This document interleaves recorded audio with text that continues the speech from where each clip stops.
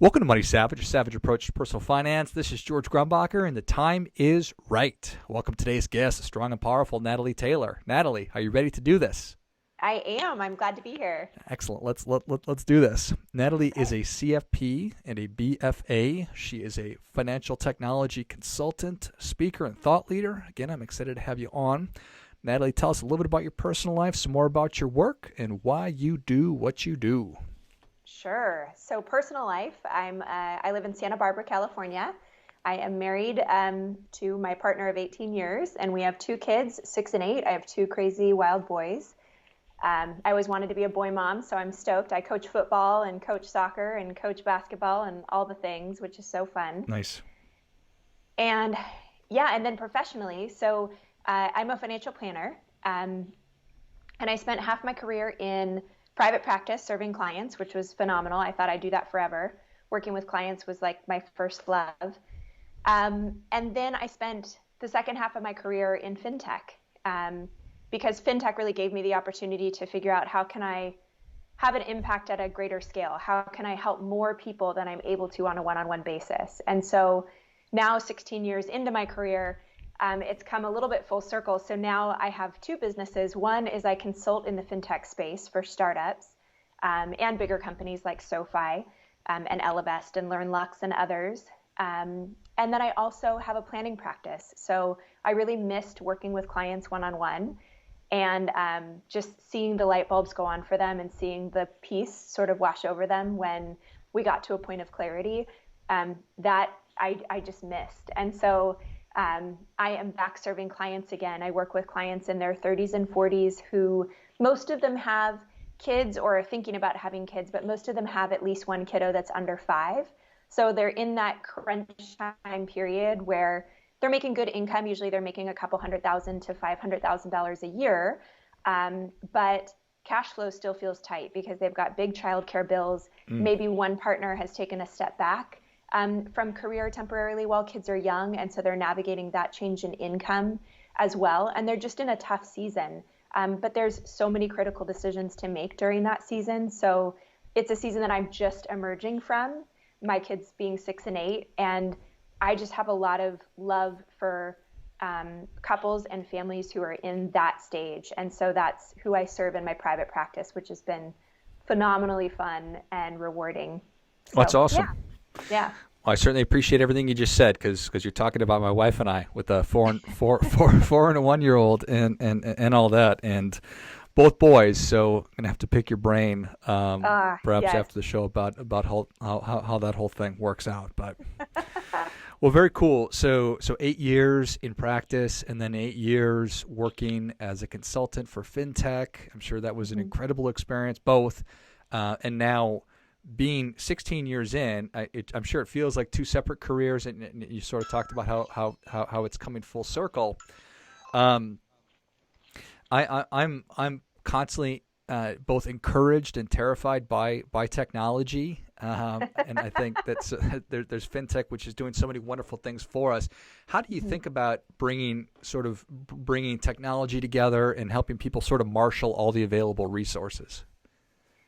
Yeah, that's such a good question. So I always, previous to being in fintech, was always like, my husband's good with technology, I'm good with numbers. Like the technology is not my thing. But then I got into fintech and I worked for a fintech called LearnVest for 5.5 years.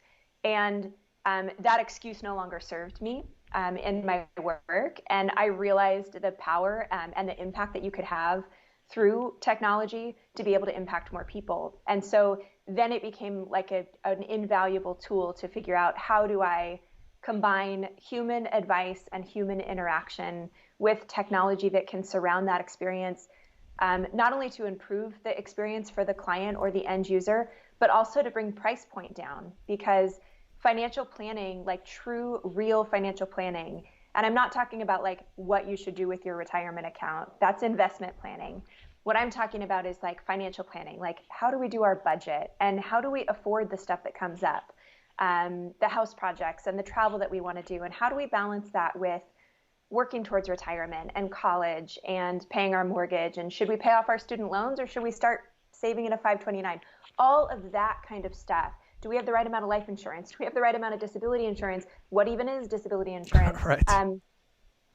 All of that stuff is the stuff of financial planning. And so for me, technology helped me crack a nut that I feel like I've been able to crack, been trying to crack my whole career, which is how do we get fiduciary level, meaningful, impactful financial planning advice into the hands of as many people as possible. And for me, technology opened up an opportunity to do that in the FinTech space.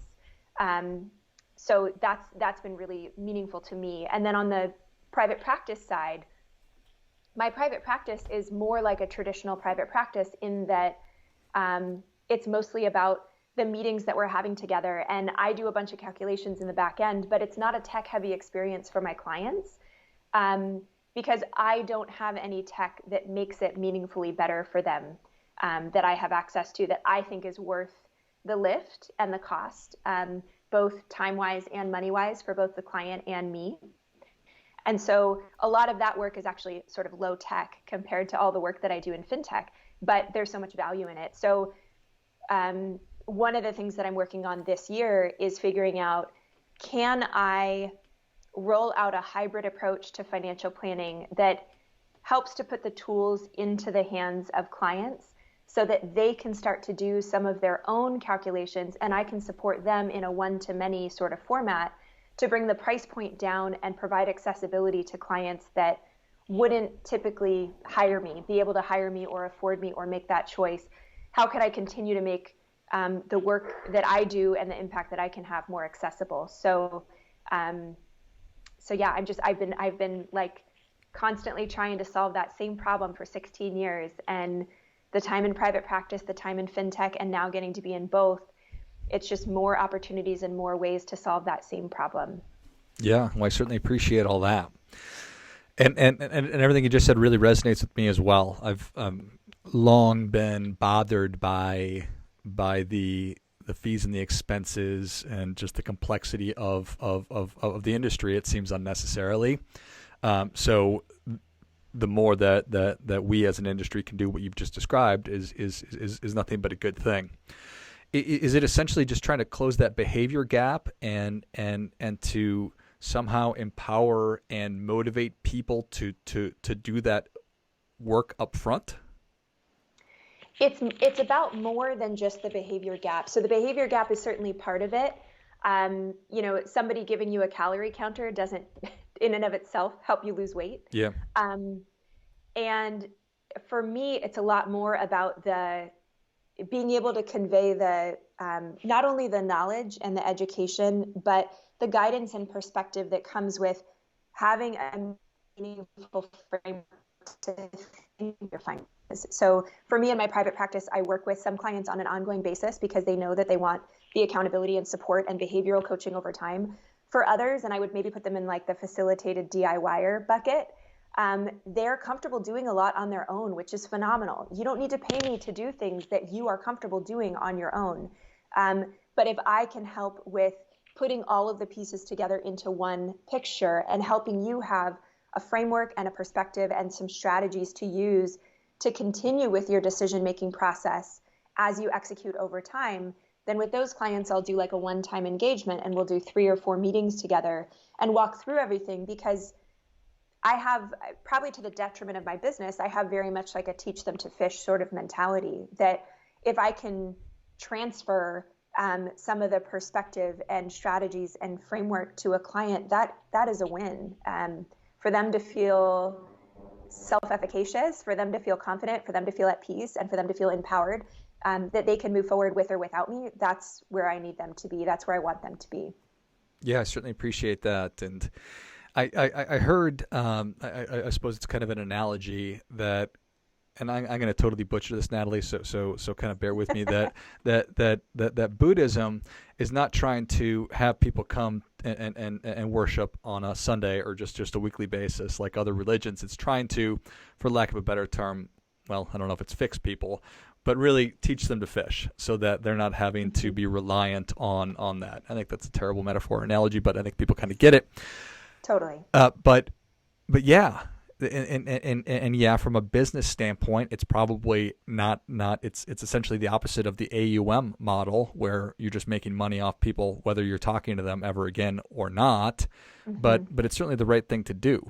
How do Yeah, you for me, I go think ahead? that it's really important to align. I'm sorry, but it's important to align value with cost, with price. And we do a terrible job of that in financial services. To your point of like people who have $1 million portfolio and are paying 1%, you're paying 10 grand a year to somebody. And it's rare that you're actually getting 10 grand worth of value. There Right. are some phenomenal advisors that are giving $10,000 worth of value for that fee, but most of them are like, I maybe hear from my guy once a year, and I don't know that we've rebalanced. And you're paying $10,000, but you just don't notice it because it's in your investment portfolio. And so, again, probably to the detriment of my business, I don't charge for financial planning that way. My financial planning fees are straightforward. You're paying a fee for advice, and you pay either upfront or monthly. But it's a very clear exchange of money for value. And if you do want me to manage your assets, I charge 0.25% for clients, which is a quarter of what the industry average is, which again, to the detriment of my business, but I don't feel that I offer more than a 0.25% worth of additional value on top of what I want the client to be on the winning end of that. And I don't want to be on the losing end. I believe in a win-win, but I just feel like I can't justify a 1% fee on assets. And so for me and my business, given the value and the cost, the right spot for that is 0.25%. And that's only if somebody wants me to do that. I tell a lot of clients, I would go to Vanguard with your Roth IRA and I would use a target date fund. You're really not going to get much better anywhere else, and you don't need to pay anyone to manage it for you. So again, to the detriment of my business, but I still believe that having the perspective of client first is ultimately a win for me and for my business. And so that's where I live. Yeah, well, I appreciate that. Has that always been your perspective? Yes. So Yeah. even when you were just getting started. When I first got started, so I started as an advisor in a traditional American Express Financial Advisors, which became Ameriprise. And we were paid $6.75 an hour, $6.75 an hour. And then we got half of whatever commissions on products. And so I lasted all of 4.5 months there.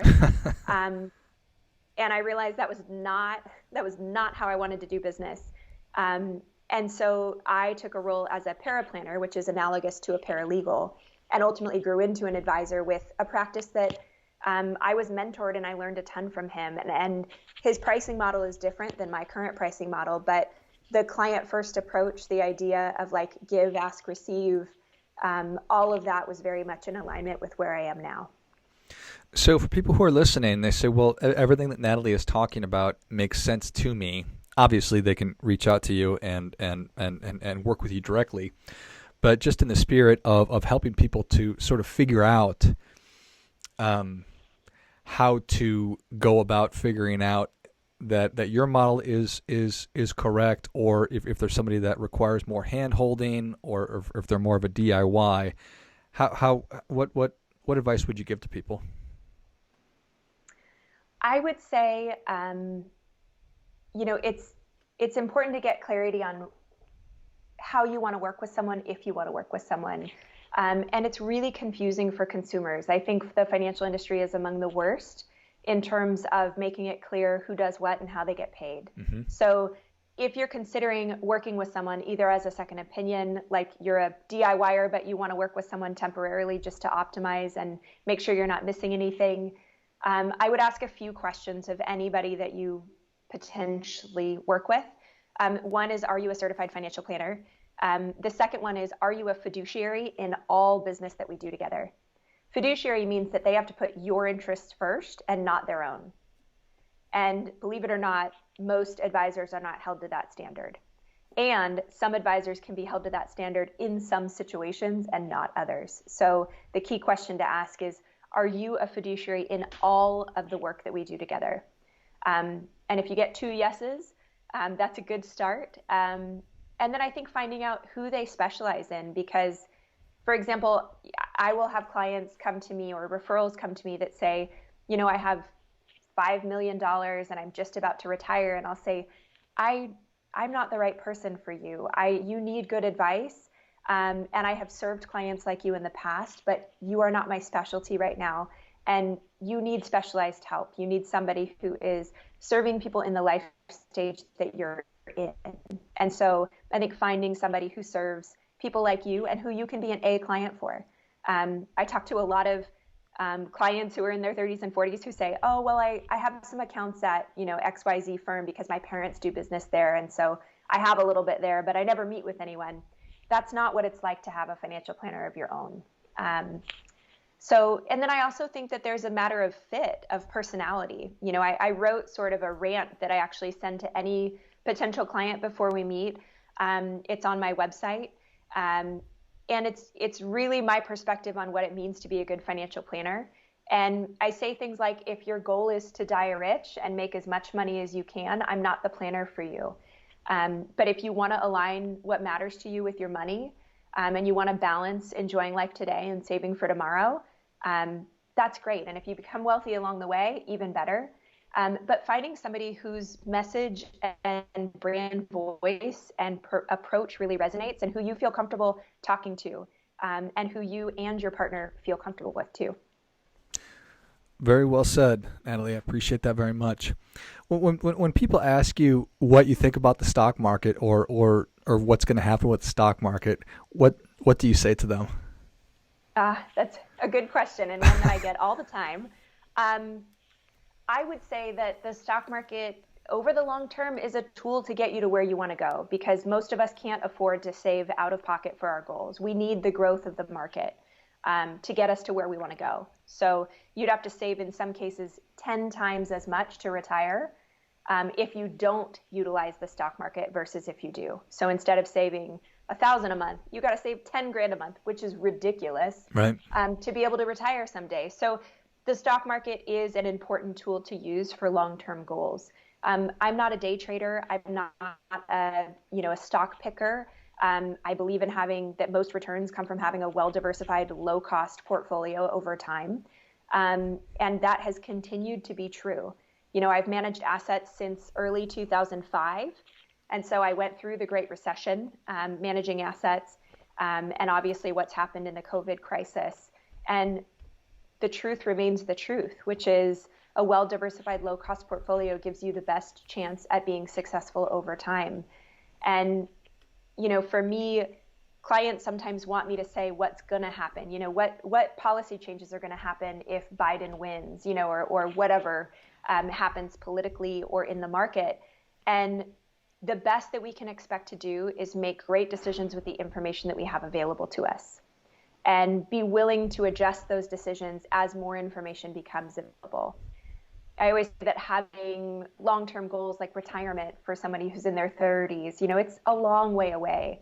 And it's very likely that things will not unfold the way that we plan for them to unfold. But casting a long-term vision and thinking long-term helps provide motivation for something to work towards, and it informs the set of decisions that are right in front of us. Because that's really all that we have to do at any given time is make the decisions that are in front of us with the best information that we have available. So I'm a long-term planner by trade. That's what I do. But it's all done so that we can have the best information possible for the decisions directly in front of you. And then, for those who want ongoing planning, then we continue to go through that process. And it allows us to move meaningfully forward, even if we don't know exactly how things are going to unfold. I love it. The truth remains the truth, Natalie. Well, Natalie, Savage Nation is ready for your difference-making tip. What do you have for them? Okay, awesome. So I would say, there's a couple that come to mind, but the one that I'll share is a budgeting concept of budgeting at the account level and not at the expense level, because I know for the clients that I work with, they don't really have time to manage every single expense. And so what we do is we break down expenses into a few categories. One of them is fixed expenses. And those are things that it doesn't matter if they're mandatory or discretionary. They're just things that are the same every single month, whether it's Hulu or your mortgage. have those all run through their own checking account. Have a checking account just dedicated to those fixed expenses and get all of that noise out of the checking account that you actually look at every day. Because there's nothing you can do to change it unless you decide to quit Hulu. But like in general, those things are all on autopilot. So, and for my clients, between childcare and mortgage and sometimes student loan payments, that might be 60+% of their monthly budget. So instead of managing a budget of 10 grand a month or 15 grand a month, they're really only managing a budget of maybe 5 or 6 grand a month that they actually have any influence over. So take all of that and remove it, put it into a fixed checking account, let it all go on auto pay and take care of itself. And then really focus on those flex expenses where you actually have some control and some influence, which is basically any time you swipe a card or click purchase or hand over cash. Again, it doesn't mean that they're mandatory or discretionary. It's just that that's where you have influence on a monthly basis. Well, I think that is great stuff. That definitely gets it. Come on. Natalie, thank you so much for coming on. Where can Savage Nation learn more about you? How can people engage with you? Yeah, thanks for asking that question. A couple of things. So you can go to my website to learn a little bit more about my services and what I do at natalieanntaylor.com. And you can also find me on LinkedIn. So if you look up Natalie Taylor CFP, you should find me pretty easily. Love it. And is it Natalie Ann with an E? No E. My dad wouldn't let an E. It's just straightforward. So NATALIEANNTAYLOR. So was that like a point of contention for mom and dad? Was mom like, we're putting an E on Ann? Your dad's like, no way, not in my house. I think it was. My dad's very straightforward, like very no nonsense. Right. And mom thought an E might be. Sure. Anyway, Your dad's no like, E. there's no utility to that E. Perfect. Well, Savage Nation, if you enjoyed this as much as I did, show Natalie your appreciation and share today's show with a friend who also appreciates good ideas. Go to Natalie, Natalie, Ann, ANN, Taylor, TAYLOR.com. Check out all the great resources that Natalie has on there and find her on LinkedIn as well. I'll list all those in the notes of the show. Thanks again, Natalie. Awesome. Thanks for having me. And until next time, keep fighting the good fight because we are all in this together.